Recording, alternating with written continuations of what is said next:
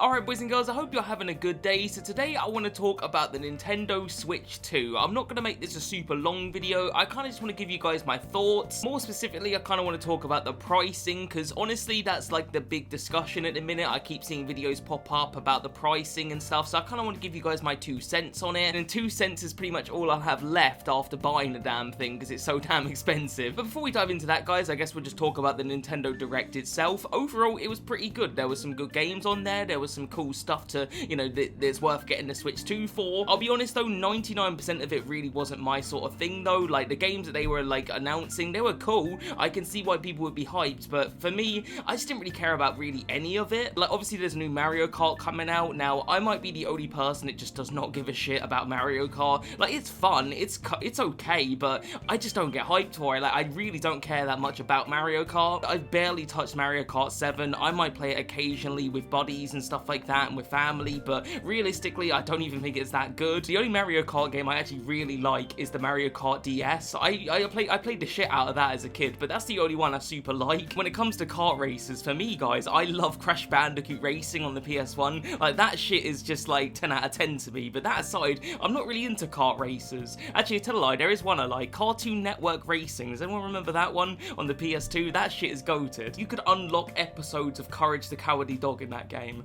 That's nostalgic to me. Anyway guys, I'm not really that arsed about Mario Kart. There's a new Souls game coming out. I can't remember what it's called now. I don't really care for it. I'm not really a big Souls guy. I say that when Sekiro is my favorite game of all time, but yeah, that's the only Souls game that I'd be super hyped for. If they announced Sekiro 2, I would not be complaining. Alright, I would be buying a Switch 2 day one. So yeah, I didn't really care for that one, guys. There was a new Kirby Air ride. That looked okay. Like, I've never played it because it's like fucking 300 quid on the GameCube. I can't afford it, but yeah, that looked alright, I suppose, and I do like Kirby. The only game though, guys, that really did tickle the pickle was that new Donkey Kong game. Like, that shit looked incredible. When I saw that, I was like, you know what, I might have to get a Switch 2 on day one, because that shit looks insane. They don't really do Donkey Kong in like 3D, it's normally 2D, and I love the Donkey Kong games in 2D, but yeah, I've never actually played any of the 3D ones. I think it's on the Nintendo 64, but yeah, never played that. So yeah, not gonna lie, that one did get me hyped. That was the one game I was like, you know what, I kind of want to get this console. But anyway guys, we might as well address the elephant in the room, which is the price of the Nintendo Switch 2.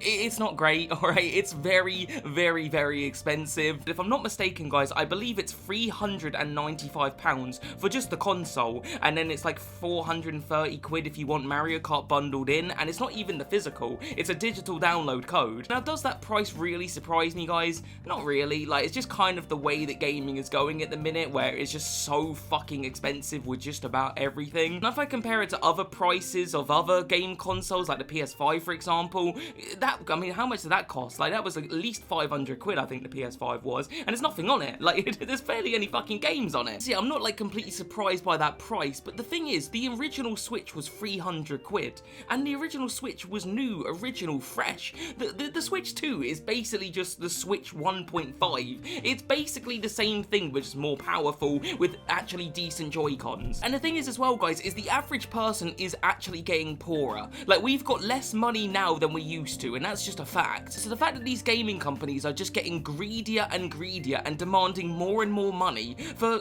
frankly, what is quite average in terms of games. Like, the games that we get nowadays, there's some good ones, but there's a lot of really, really shit ones. They just want more and more money from us, and I kind of find that scummy. I suppose at least with Nintendo, you have that guaranteed seal of approval. Like, Nintendo don't really miss when it comes to the actual games. You know you're getting some decent shit, but if you think Ubisoft are watching this and not rubbing their hands together thinking, oh, we can charge more money for our stuff, they're gonna, alright? And Ubisoft produce the same old crap every fucking time. The next Assassin's Creed game's gonna be 100 quid. Guys, mark my words, it will be 100 quid. I know it. I don't even want to imagine what they're gonna charge for GTA 6, because it's not gonna be 70 quid, I know that much. And I think 70 quid is too high for a game. The other thing I didn't really like about the Switch 2's pricing, guys, is the actual games themselves. They are now increasing the game prices for most of the games, or at least some of them. I'm not 100% sure about the UK pricing, but the American pricing is $80 for a digital game and $90 for a physical. So they're now differentiating the price between physical and digital, which makes perfect sense, by the way. I've always sort of wondered why digital prices aren't cheaper than the original, you know, like the physical version. But I always kind of figured in my head that they would just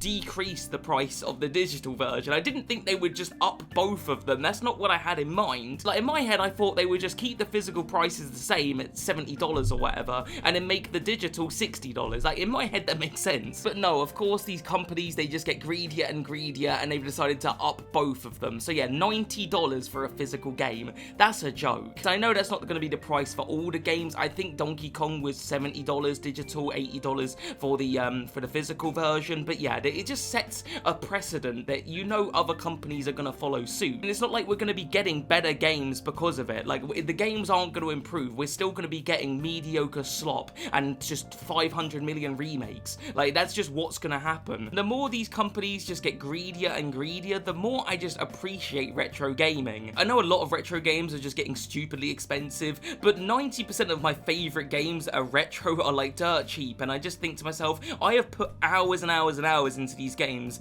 and they cost me barely anything. Tony Hawk's Pro Skater 3 I picked up at a car boot sale for £1. I have probably put 500 hours into that freaking game. Do you know what really rubs me the wrong way about all of this like pricing stuff, guys? They only just came out with a Nintendo Switch OLED, and a lot of people bought that. I didn't. I was happy enough with the just base Switch, you know, I thought it was fine. But a lot of people bought the Switch OLED, and then now they're charging this kind of money for the Nintendo Switch 2 in all of its games. So yeah, I'll be totally honest with you guys, I don't think I'm going to be buying a Nintendo Switch 2, at least on launch. I'm sure I will buy it eventually because they'll announce Mario Odyssey 2 and I'll be forced to buy it, but I don't think I'm going to be buying it on day one because the pricing is just absurd, and that's even if you can get it, you know, because I guarantee it sells out and you'll have to go to eBay and pay the scalper prices. I don't know, boys, I just find gaming is just getting greedier and greedier, and it's kind of truly upsetting. Like, I just don't get it. Anyway, guys, I want to get your thoughts on a Nintendo Switch 2. How do you feel about it? How do you feel about the price? Are you excited about the games they've announced? Do let me know in the comments. Other than that, though, boys and girls, like the video, subscribe if you're new, and I'll see you guys in the next one, alright? Peace.